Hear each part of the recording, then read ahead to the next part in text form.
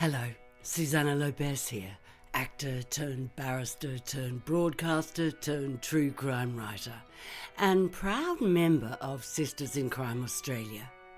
Welcome to the Scarlet Stiletto Bites podcast. For over 30 years now, Sisters in Crime Australia has supported our women crime writers, both true crime and fiction, and some criminal literary talent has been unearthed. Among many awards, there's an annual prize for short crime fiction, the Scarlet Stiletto Awards. And for those of you who prefer your stories by ear, in 2023 we commenced this podcast series, Scarlet Stiletto Bites, to celebrate the Sisters' 30th anniversary. Each story is short, but not always sweet. Expect twisted tales, quirky humour, and a frisson of feminism. Please support us by following, sharing, reviewing, and generally spreading the word. We have no paywall. We can often be fooled by stereotypes, can't we? Judging books by covers, as today's story explores. Side Window by Vikki Petraitis. Best New Talent, Scarlet Stiletto Prize in 2007. My name is Kath, and I regard myself as a new millennium woman. I live in Fountain Gate, which is renowned for its shopping centre, and the fact that we had the first Melbourne Krispy Kreme donuts franchise. I have a part-time job at the chemist, and I lead a rich and fulfilling life as a mother to Sky, Rose and Megan, and a grandmother to young Jack, who looks just like his grandfather. God rest his soul. Over the years, I've tried to keep myself young, or at least young at heart, with a good beauty routine, a daily walk with my schmoodle. A romantic flirtation with Frank from Bowls does wonders for the complexion, and I also get my chakras aligned regularly, which according to my Sky Rose is good for my karma, or something like that. I'm a woman who minds her own business. There's nothing worse than a sticky beak. I do like to keep an eye out, however, but only because it is my civic duty to my neighbourhood watch group, and I pride myself on the fact that if anyone in my street was broken into, I would be able to tell the police exactly who done it. That's if anyone was ever broken into, and if the police actually asked me. Just the other day when I was passing my lounge room window, I saw Rita from next door leaving home an hour earlier than she usually does for work. And while I might have wondered what she was up to, not being a sticky beak, I certainly wouldn't have asked her or talked about it to anyone else except for Giselle at the chemist, who's so discreet. It's like she's not even there. Anyway, 10 minutes after Rita left, a dark car pulled up to the curb and their house with a registration number that I noted down on my jotter, but I certainly didn't wonder what those two rough-looking men were up to, visiting Rita's layabout husband Bill. Hasn't had a job since 1979, always on about injuring his back when he worked on the docks. Or so I've heard on the grapevine, not that I take any notice. My side window faces Rita and Bill's front door, and I have a very good view of what goes on. I went about my business, which luckily kept me on the left side of my house, the side closest to Rita's. And I must say, I didn't like what I heard. Banging and yelling. I'm pretty sure the yelling was coming from the visitors, not Bill, whose voice was kind of raspy. I set up my ironing board in the laundry and did a spot of ironing. Through the open laundry window, I heard a most interesting snippet of conversation. The two thuggish men demanded something from Bill. It sounded like, "Give us the money and we'll give you the tape." Bill sounded none too pleased. All of a sudden the two chaps stopped yelling and stomped down the hallway towards Bill's front door. I quickly set the iron upright and made my way to the lounge room window. Bill's front door burst open and the two scruffy-looking men hurried down the steps out onto our street and jumped into their car. I checked the registration on my jotter. I had written it down correctly. I strained my eyes to look into the darkened entranceway, and I could see Bill in the front doorway. His left eye was swollen, and I was quite certain that one of the visitors had hit him. I made a note on my jotter of the time and wrote a detailed description of each of the men. The shorter of the two men looked vaguely familiar, but even though I racked my brain, I couldn't think where I'd seen him before. I repeated all of this to Giselle at work last Thursday, not to gossip, mind you, but rather to use Giselle as my sounding board.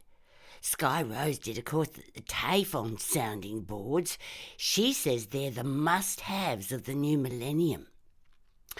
Well, even though there were some mighty fine comings and goings next door, you could have knocked me over with a feather when Bill was found yesterday evening, dead in the fish pond in their backyard by Rita, whose screaming and screeching could have been heard from Upper Beaconsfield.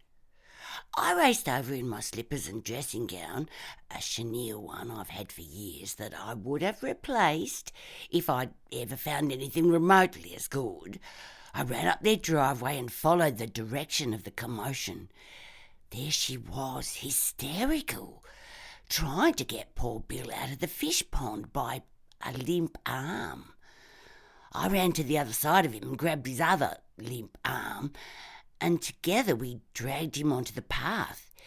He flopped like a dead weight, which I suppose he was.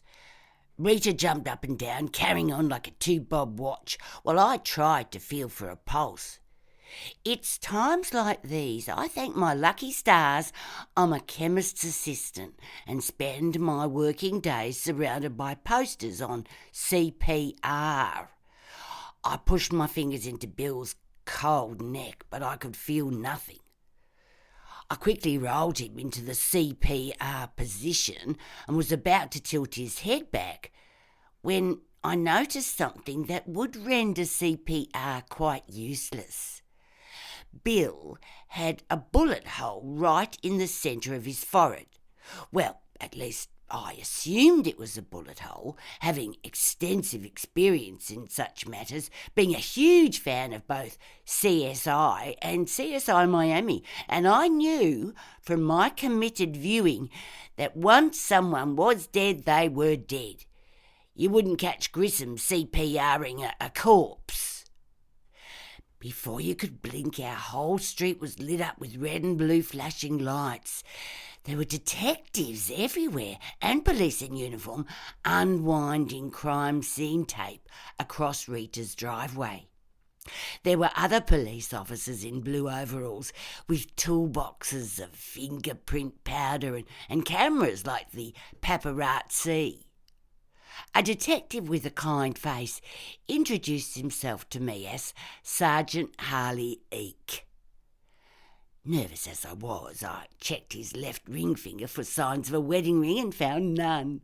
A mother should never miss an opportunity. Sky Rose wasn't getting any younger, and Megan's husband had left her for another man. Sergeant Eek was a nice-looking chap, and he was courteous and clearly well brought up. I got the feeling that he was about to question me, and as much as that prospect had always thrilled me, the street was filling with curious neighbours, and I was in my dressing gown. Luckily, he led me by the elbow up the driveway and into my own house, away from prying eyes. I asked Sergeant Eek if he would like to come in for a cup of tea, and he looked relieved at the prospect of being indoors, since the night was quite brisk. I sat him down at the kitchen table and busied myself with the kettle and teapot. I popped a few shortbreads onto a plate and put them on the table. I didn't bother with my visitor's tablecloth. I think that since I was now involved in a homicide investigation, I might be forgiven for foregoing some of my usual niceties. Not all of them, mind. I used my best china teacups, the Royal Alberts with the rose motif. Sergeant Eek busied himself with the shortbread, and I took the opportunity to break the ice. I'm not really surprised Bill's dead, I said, though I never expected that he would go this way. Well, how did you expect him to go? Asked Sergeant Eek, taking a sip of his piping hot tea. Well, he was a coke addict, I said, so I always expected... Why, he was a cocaine addict, spluttered Sergeant Eek, scrabbling in his breast pocket for his notebook and pen. Oh, no, I said, smiling at his misunderstanding. Coke, Coca-Cola. He used to drink gallons of it, judging by the empty bottles in his recycling. Have you any idea what that much sugar can do to your arteries? Sergeant Eek's breathing returned to normal, and he took another sip of tea. So, how did you come to be in the backyard with the body? He asked. Well, I heard Rita squealing like a stuck pig, I told him, and of course I went running over there. Nasty business, if you ask me. Said Eek, writing my answers in his notebook. And what can you tell me about Bill and his wife? Oh, not much, I said. I'm no nosy neighbour. I keep myself to myself. Sergeant Eek looked disappointed and flipped his notebook shut. I'm afraid then that I've wasted your time. On the other hand, I said quickly, leaning forward and refilling his Royal Albert, I have a few things you might be interested in. Observations I've made over the years. Sergeant Eek opened his notebook again. Yes? Well, Rita and Bill have lived next door for 34 years. They moved in on Sunday the 6th of May 1973. They were just newly married, a young couple filled with hopes and dreams, just like any others. We all shared their joy when Rita found out she was expecting that September. I just had Megan, you see. Well, Rita lost the baby, and even though they tried for many years, she never fell pregnant again. Twisted fallopian tubes, I think it was. I paused in my narrative to give Sergeant Eek time to catch up with his notes. I could see him mouthing the word fallopian as if he didn't know how to spell it. Rita and Bill seemed happy enough, even though they weren't blessed with little ones. Then Bill did his back on the walls in 79, and of course, as my old grandmother always used to say, when money's tight, love flies out the window. Rita had to get a job, and Bill became a house husband. Of course, they weren't called house husbands in 1979. They were called lousy, no-good layabouts. Anyway, it was around August 1981, I think. I remember it was just after I'd had Sky Rose in the July that Bill and Rita separated for a while. Well, of course, she was devastated, though I'm not sure why, him being a layabout and all. But some women have no sense when it comes to men. We invited Rita to spend Christmas dinner at our house. I felt sorry for her being on her own. I paused to refill both our cups. Well, Bill was back not long after that, tail between his legs, begging for her to take him back. And of course she did. But something had happened while he was gone. Not that I knew Bill well, but he looked different. He'd grown a moustache, his hair was longer, and he'd taken to wearing jewellery. My husband, God rest his soul, had an opinion about chaps who wore jewellery. It doesn't bear repeating, but you get my drift. Not that I thought Bill was a gay person. No, indeed. He had too much chest hair. For a moment my reminiscences had gotten away with me. I was lost in the 1980s and I had to mentally shake myself back to the matter at hand. I quickly told Sergeant Eek about the two shifty men who'd come to visit Bill last Thursday. He asked me to describe them, which I did. When I finished, he asked if I had anything else to add. I was on my third cup of tea by this time, and to be honest, the only thing left on my mind was a rather urgent need to tinkle, and I thought it might be rude to admit as much to a homicide detective. I said I couldn't think of anything else, and he got up from the table and I saw him out the front door. I hurried to the loo, wondering idly if Sergeant Eek might have liked the registration number of the car the two men were driving. At work the next morning, Giselle couldn't believe the goings-on in my street. She was very impressed that I'd been interviewed by a homicide detective, and at morning tea we both scurried to the newsagent and bought a Herald Sun to see if the murder was in it. It didn't make the front page because a teary politician had resigned after his scallywag son crashed the family car. Giselle and I hurried back to the lunchroom at the chemist and spread the paper on the Formica lunch table. Pages 2 and 3 were more pictures of the politician taken from lots of different angles, looking distressed. We both stood leaning over the paper, taking turns to flip over to the next page. Nothing. Finally, on page 12, there was a small story with a little headline. Man found dead in fish pond.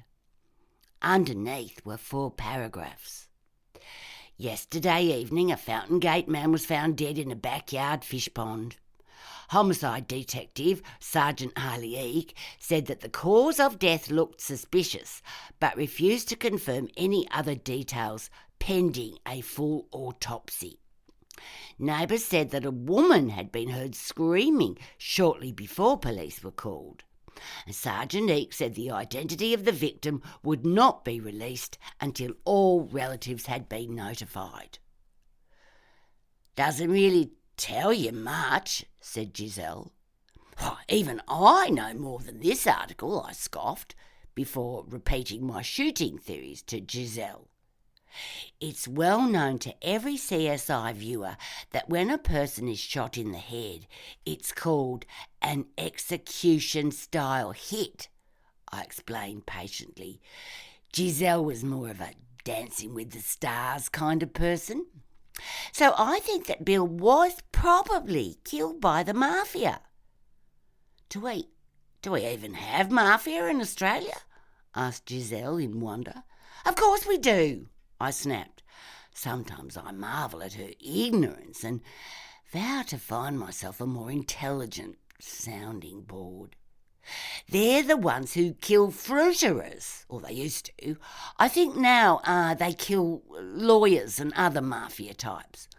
Huh? Said Giselle, clearly slow on the uptake. I didn't bother explaining the shenanigans in the fruit markets, mostly because I didn't know what they were. We spent the rest of the day in between serving customers, snatching whispered conversations about the mafia and how they might have done in poor old Bill. Just before closing, who should arrive tearfully at the counter but Rita from next door? Imagine my surprise when I saw her from across the shop, and I slipped over to Giselle and whispered in her ear, "That's her." Giselle immediately manoeuvred herself into a good posse while I went over to serve Rita. She smiled faintly at me. I could see she'd been crying. Her eyes were red and her face was puffy. Death was clearly the enemy of the complexion. I've been to my doctor, she said in a voice that included the kind of hiccups that you get when you stop crying, and he prescribed some sedatives. Her voice trailed off and I nodded understandingly. It's to help me sleep tonight, Rita sniffed, and looked like she was about to cry again, so I took the prescription and told her it would be around 10 minutes. I showed her to some comfy chairs we have for people who are waiting, and she sank into one and stared, unseeing, at a nearby shelf of discounted hemorrhoid creams. As soon as I left Rita, Giselle headed me off at the pass. Giddy as a schoolgirl. Are you going to ask her if Bill had connections with the mafia? Giselle, do you know nothing? I paused, hardly expecting her to admit it. You don't just come out and ask something like that. You have to be subtle. I waited for the pharmacist to fill the script so I could get another chance to talk to Rita. As soon as he popped it in the little plastic basket, I grabbed it and headed off to the counter. Here it is, love, I said in my kindest voice. Thank you, she said gratefully. So, have the police got any theories yet on what happened to Bill? I kept my voice carefully sympathetic. What? Rita looked at me as if she was coming out of a daze. Theories? Yes. I was persistent. I was doing her no favours to let her wallow. Was it the mafia, dear? Mafia? From her dazed eyes and slightly slurred speech, Rita had clearly taken something already. She was no stranger to the prescription counter. Out of kindness, and also because she wasn't making any sense, I gave Rita her pills and let her go on her way. I too had things to do. 3 days after the fish pond shooting, as I was now calling it, I rang Sergeant Eek. He'd kindly left me his police card with his phone number on it.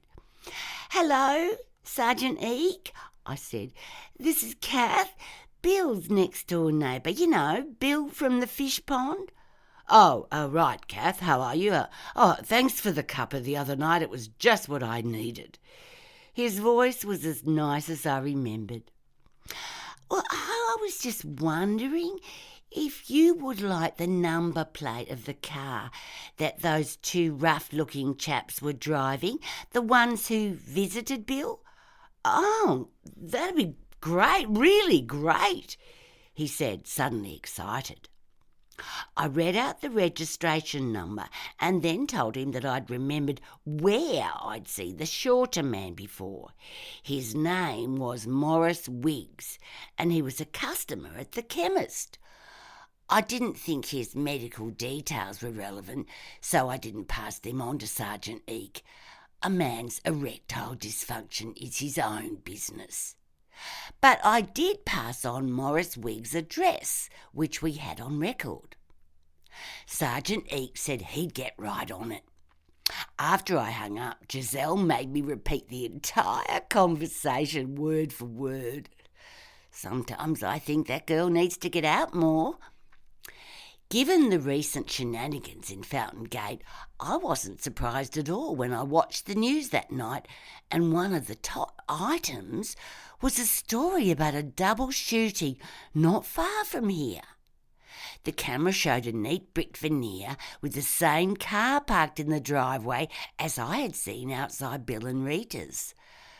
Both doors were opened and plastic covered what were clearly legs sticking out both doors. The reporter stood down the road a bit, talking to the camera. According to police, 2 male victims were shot execution style. The bodies were discovered when police visited on a routine inquiry. Sergeant Eek stood in the background. I quickly dialed Giselle's number and told her to turn on the TV. "Gee," she said, "these mafia people sure get around." The next day at work, and only because Giselle wouldn't let up, I rang Sergeant Eek and asked if the two men were the same men that I'd seen. He sounded weary and said that they probably were. "One of them was your Mr. Wiggs," he said, "and the other was a guy by the name of Magnus Burns. Both have form." Having watched more cop shows than most people had hot dinners, I knew that having form meant the men had police records. Goodness me, in my day having form meant wearing a Playtex cross-your-heart bra. I rang Sergeant Eek the next day, again at Giselle's insistence. She certainly was proving to be a sticky beak, that girl. "Any news?" I asked him. "We're all dying to know what you found out." "We?" he asked. "Well, me and Giselle from the chemist." "I really can't share information from an investigation." His voice was polite but stern. "Oh, dear me," I said, flustered. "Oh, I'm sorry. I just thought since I fished Bill out of the fish pond."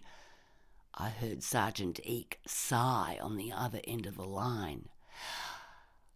"What did you want to know?" he asked cautiously. "Giselle wants to know if the same gun was used to kill those two men as the one that killed Bill, and I want to know if you've got any suspects."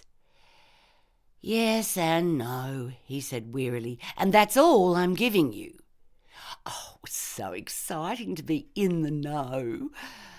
I passed on Sergeant Eek's rather cryptic message to Giselle, and we figured that he meant yes, the same gun had been used in both killings, and no, they had no suspects.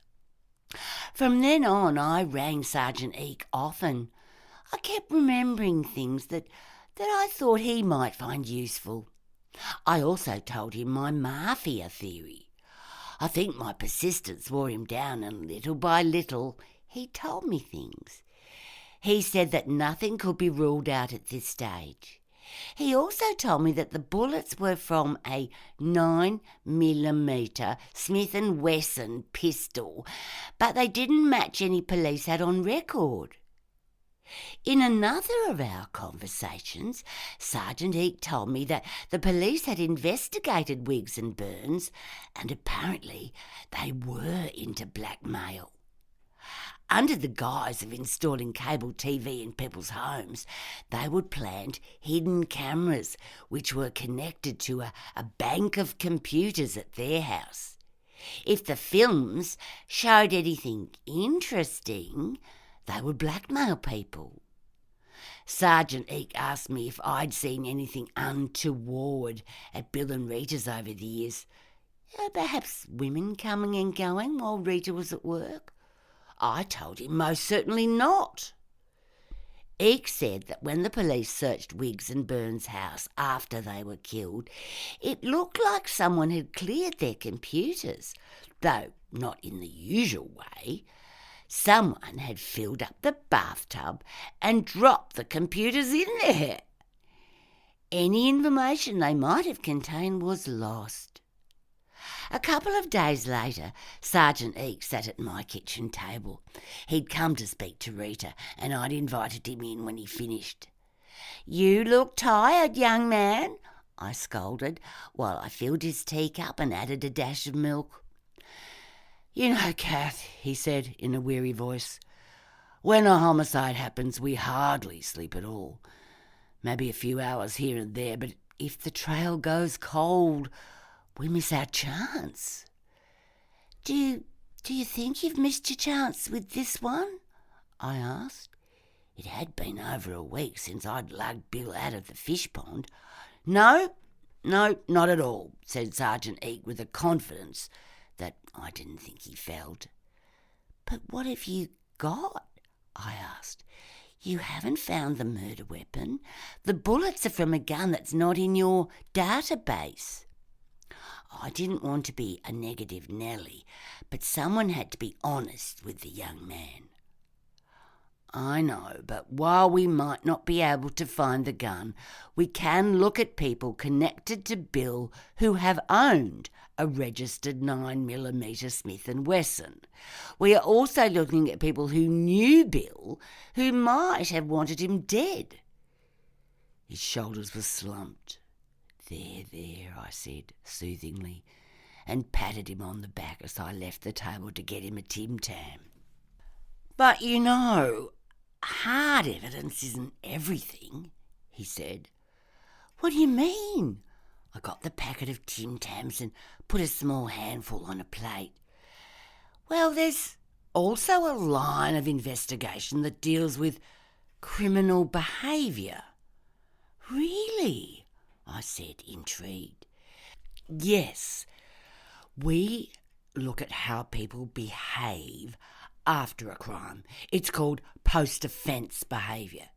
Everyone will behave and react differently to Bill's death, but only the killer has to do certain things to avoid detection. The killer had to kill Wiggs and Burns, who possibly had some dirt on Bill, and then the killer has to hide the gun, appear innocent, and perhaps do other things to avoid detection. I smiled sympathetically at Sergeant Eek. He certainly had his work cut out for him. And there's another phenomena in investigations that we watch out for. What's that? I asked. I was certainly learning a lot about detective work.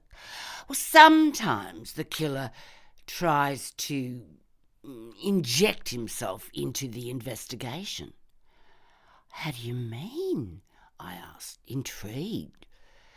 Sometimes when we do a crime scene, we'll review photographs later, and the killer might be somewhere in the crowd of onlookers. It makes sense when you think about it. He goes to all that trouble and he wants to be around for the excitement afterwards. Oh, good goodness gracious me, I cried. What will they think of next? It's true, he said. Well, did you take photos of the crowd outside Bill and Rita's on the night of the murder? Although, if you ask me, I can hardly believe one of our neighbours could have done something like this, and I certainly have never seen any mafioso wandering around our streets. I laughed at the very thought of it. Yeah, Fountain Gate is hardly a seething hotbed of mafia activity, he conceded. So you're looking for a man who had hung around the investigation? I mulled this over. Or a woman? He looked up. A woman? I laughed. How many women do you know who go around shooting people? Although ever since that Lara Croft film, a lot of girls rushed off to join rifle ranges. My Sky Rose dabbled for a while, joined a pistol club. Luckily, that phase lasted about as long as her tie-dyeing and a bit longer than her macrame. Sergeant Eek flipped open his notebook. And according to our records, Sky Rose purchased a 9mm Smith & Wesson pistol in 2001, right after the first Tomb Raider, if my memory serves me correctly.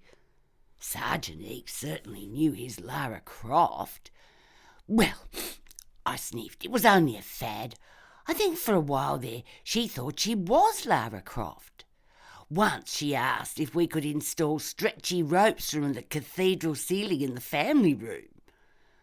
I paused and considered him for a moment. "You'd like her, my Sky Rose," I said. "She's single." I felt my cheeks blush just a little, and I hoped Sergeant Eek didn't notice. "I think you're missing my point," said Sergeant Eek gently, ignoring my overtures. We've checked everyone connected with Bill, and your Sky Rose is the only one of them who owns a 9mm Smith & Wesson, just like the one we're looking for. So, the idea suddenly dawned on me. Are you saying that my Sky Rose killed Bill? I wondered if Sergeant Eek would still want to date her if he thought she was a murderer. And then I suddenly had a horrible feeling that Sergeant Eek would put Sky Rose in jail for a crime she didn't commit, just like on The Fugitive, except Sky Rose had both her arms. Or was that the real killer who was missing an arm? No, I'm not saying that, said Sergeant Eek gently, patting my hand. Fortunately, Sky Rose was in Byron Bay at the time Bill was shot and has her whole commune as an alibi. I let out a sigh of relief. Sky Rose's 9mm Smith & Wesson pistol is registered as being kept at this address. I would like to have a look at it. Oh, of course, I said. Yeah, she keeps it in the garage in my late husband's safe. Can I see it? He asked in a quiet voice. I gasped. Oh, do you think that someone used it to shoot Bill? Sergeant Eek shrugged, and I got my set of keys and he followed me into the garage. I opened the old safe and it smelt musty as the iron door swung open. The gun lay in its usual place on the top shelf. Sergeant Eek flipped a clean hanky out of his pocket and went to pick it up. It's got no fingerprints on it, I told him, so you don't have to bother about using your hanky. He pulled his hand back and raised an eyebrow in my direction. I Mr. Sheen it, I explained, smiling at the shining gun. In the 35 years I've been a housewife, no one has ever been able to fault my aptitude for cleaning. Tests can match the bullets to the gun. Even Mr. Sheen can't disguise that. He paused and let the meaning of his words sink in. How long have you known? I asked. Pretty much since you killed Wiggs and Burns and tried to make it look like a mafia hit. Bugger, I said. So that didn't fool you? Not when the bullet wounds were covered in doilies. The mafia don't do that? No. And another giveaway was when we tracked down Sky Rose in Byron Bay and told her that Bill had been shot. She broke down and told us that Bill had promised to leave Rita and marry her. Now, because Bill had cable TV and a connection with Wiggs and Burns, we thought the two of them might have been filmed in a compromising situation, and that suggested a motive. He left the sentence hanging.